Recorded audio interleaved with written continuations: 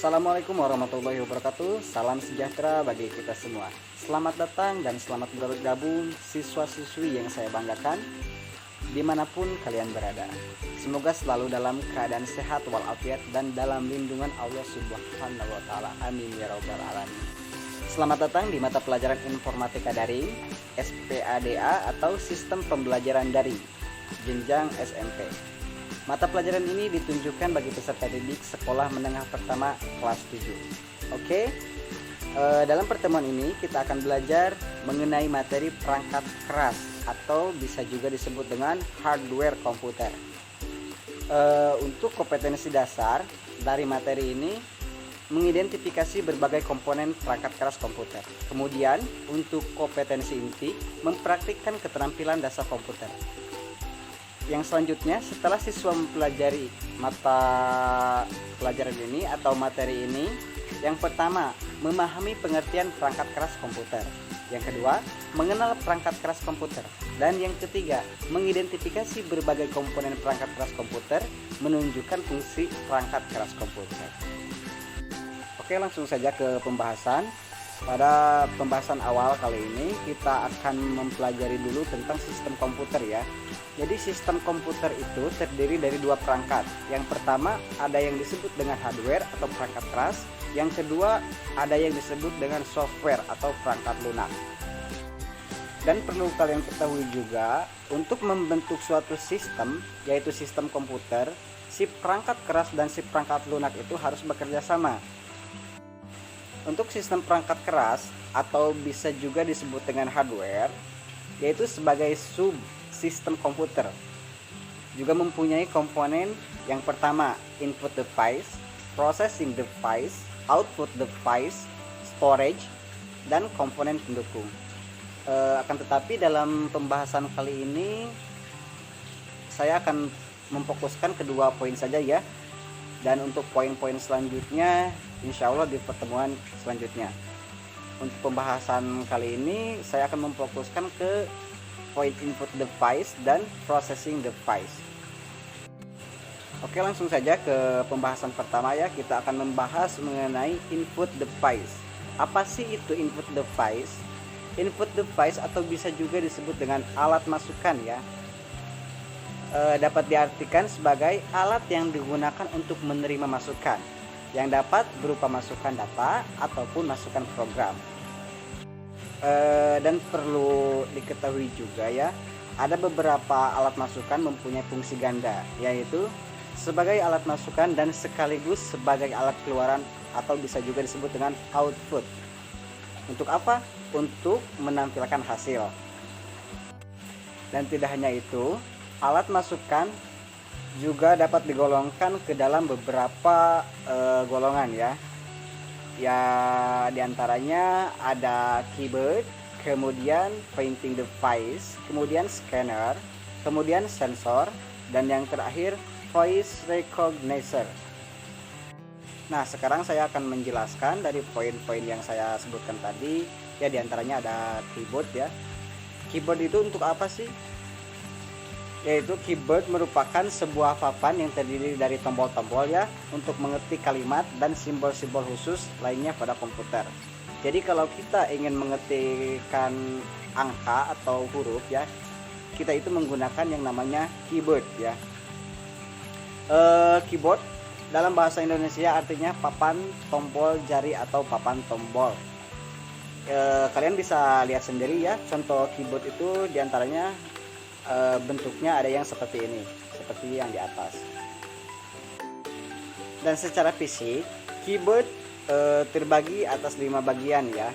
Di antaranya yang pertama, keyboard serial menggunakan DIN 5 mel dan biasanya digunakan pada komputer tipe AT. Dan untuk portnya bisa kalian lihat sendiri ya. Dan yang kedua ada keyboard PS2. Dan sama untuk portnya bisa kalian lihat sendiri. Keyboard serial menggunakan DIN dan keyboard PS2 ini beda ya untuk portnya, bisa kalian bedakan sendiri. Yang ketiga ada keyboard wireless. Jadi keyboard wireless ini tidak menggunakan kabel ya, akan tetapi jenis koneksi yang digunakan itu biasanya menggunakan infrared, kemudian wifi dan bluetooth, biasanya untuk menggunakan atau mengkoneksikan keyboard wireless. Dan yang keempat, ada keyboard USB. Nah, ini untuk portnya atau konektornya menggunakan USB, dan contoh gambarnya seperti yang di atas. Dan yang terakhir ada yang namanya keyboard virtual. Keyboard virtual adalah salah satu fitur untuk program komputer atau program itu sendiri yang dapat berperan virtual sebagai kontrol dengan beberapa tombol atau touch yang ada pada keyboard biasa. Sama halnya seperti keyboard biasa, akan tetapi keyboard ini lebih canggih lagi ya. Jadi si gambar atau si PC keyboard itu sendiri dihasilkan dari cahaya sensor. Contohnya seperti itu.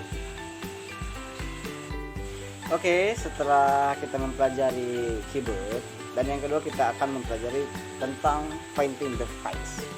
Apa sih itu pointing device? Kita akan bahas sama-sama ya.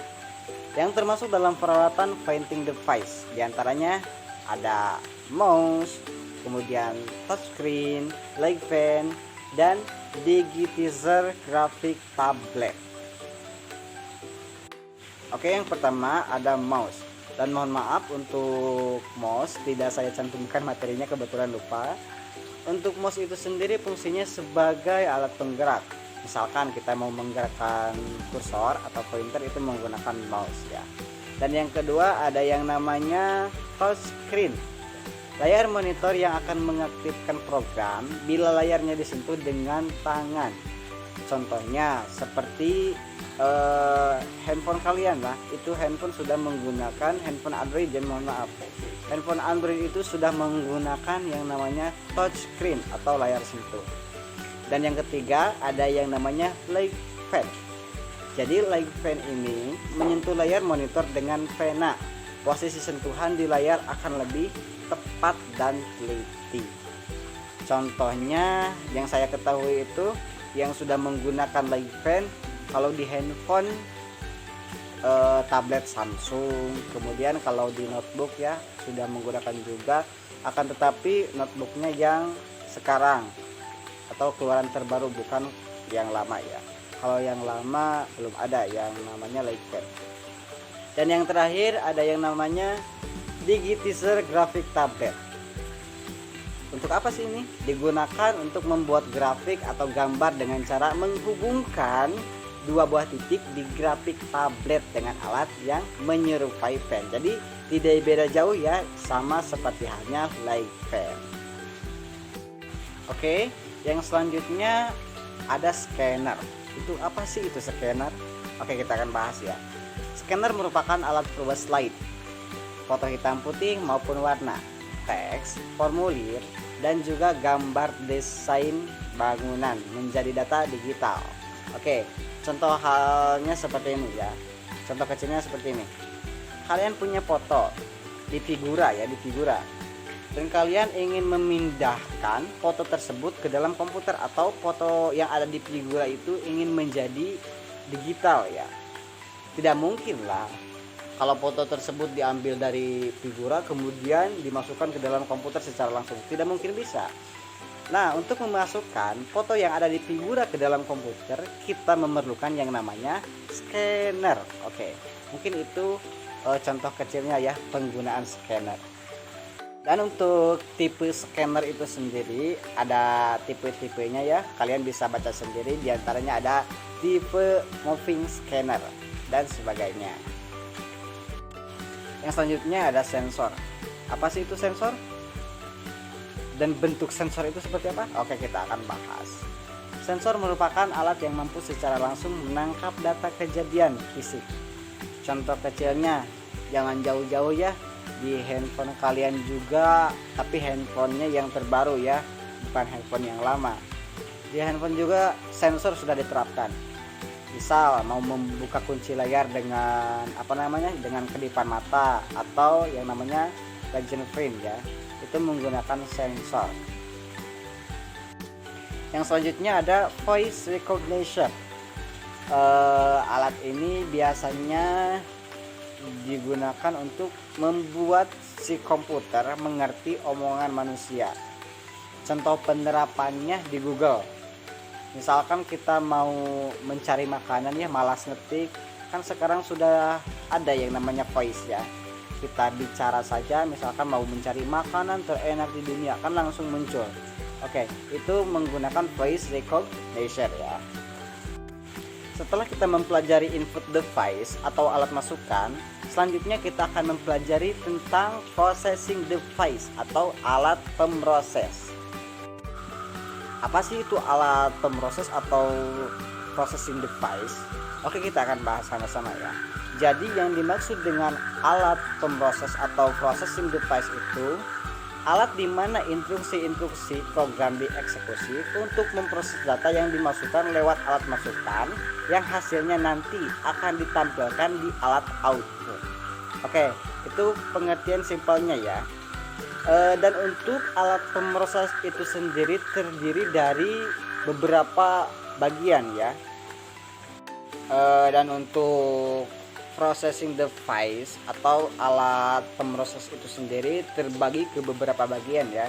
Yang pertama ada yang namanya central processor ya, atau CPU. Kemudian ada yang namanya main memory, dan yang selanjutnya ada input output unit. Oke, kita akan bahas terlebih dahulu mengenai central processing unit ya, atau bisa juga disebut dengan CPU. Apa sih itu CPU? CPU merupakan tempat pemrosesan instruksi-instruksi program. Untuk CPU itu sendiri terbagi ke dalam 3 bagian utama ya. Yang pertama ada unit kendali, kemudian ada unit aritmatika, dan yang terakhir ada unit penyimpanan berukuran kecil. Dan untuk gambar CPU sendiri bisa lihat ya, gambarnya seperti itu. Jadi bisa disimpulkan yang namanya CPU atau prosesor itu adalah otak dari sebuah komputer. Jadi si komputer tidak akan berjalan, tidak akan bisa beroperasi kalau tidak ada yang namanya CPU atau prosesor. Yang selanjutnya ada yang namanya main memory atau memori utama ya. Memori utama itu sendiri terbagi ke dalam 2 bagian. Yang pertama ada RAM, kemudian ada ROM. Untuk RAM digunakan untuk menyimpan program dan data yang akan diproses oleh CPU.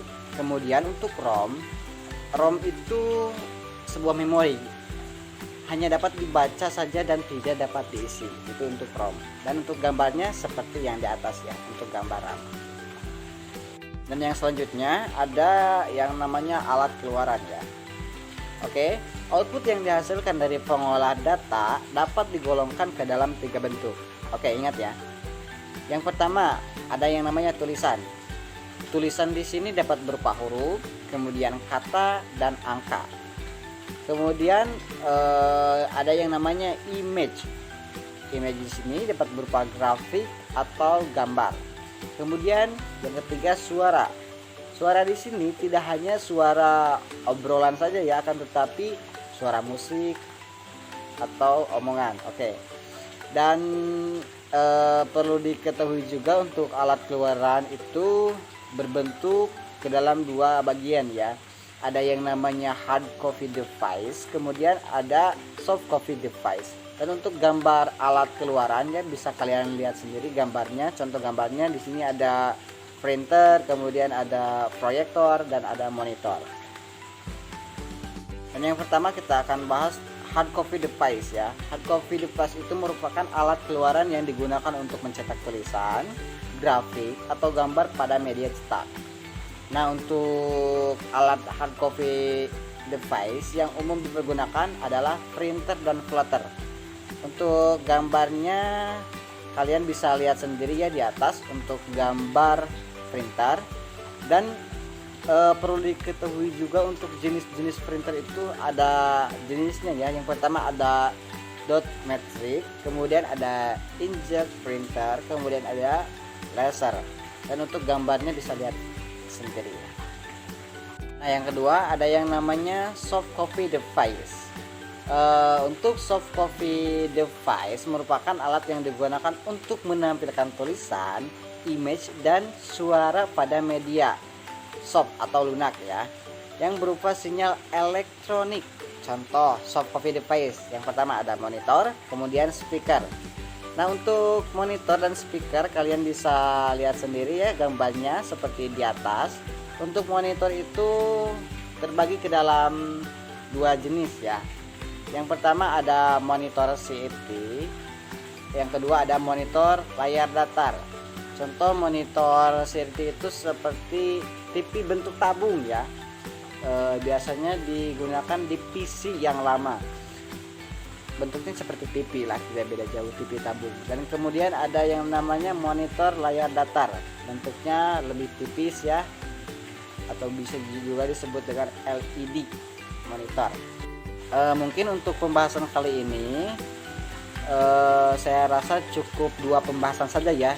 Tadi kita sudah membahas tentang input device, kemudian processing device, dan untuk 3 poin lagi yaitu output device, storage, dan komponen pendukung. Insya Allah di pertemuan kedua kita akan bahas lagi ya.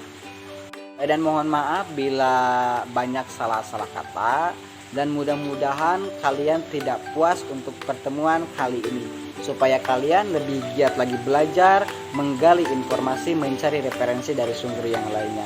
Oke, semangat terus belajarnya walaupun di situasi yang bisa disebutlah belum kondusif ya, karena negara kita tercinta ini masih dilanda musibah atau penyakit wabah yang namanya virus corona ya, atau COVID-19. Oke, semangat terus belajarnya. Salam sukses. Wassalamualaikum warahmatullahi wabarakatuh.